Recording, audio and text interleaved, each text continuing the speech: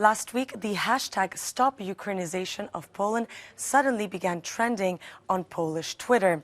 And it comes after an anti-immigration bill was proposed this summer by the Polish far-right political party called Confederation. Since Russia's invasion of Ukraine, Confederation has been the only party in parliament to oppose measures that would help Ukrainian refugees, claiming that they have been given an unfair advantage compared to Poles.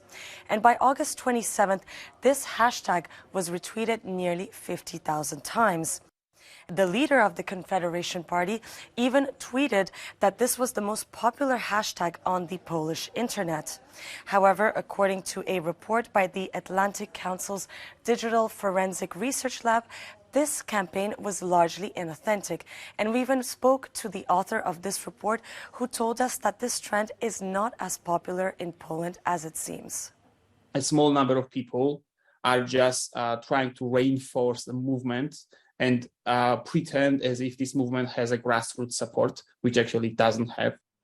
So this study found that a very small number of active Twitter users, some exhibiting bot-like behavior, amplified this hashtag by sometimes retweeting it up to 200 times a day, and thus pushing it into the most trending topic list of Twitter in Poland. This sort of activity is known as astroturfing, and this is when a very small covert group of accounts, for example, like these ones, try to create a false impression of a movement that has widespread support when it doesn't.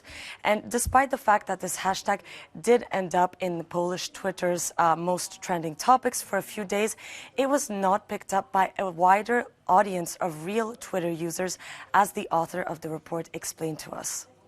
These type of anti-Ukrainian sentiments are not really gaining ground that easily because society simply has a different attitudes towards Ukrainians.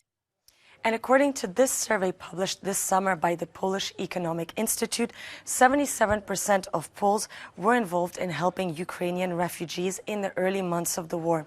So this hashtag is definitely not proof that there's some sort of widespread resentment towards Ukrainians in Poland.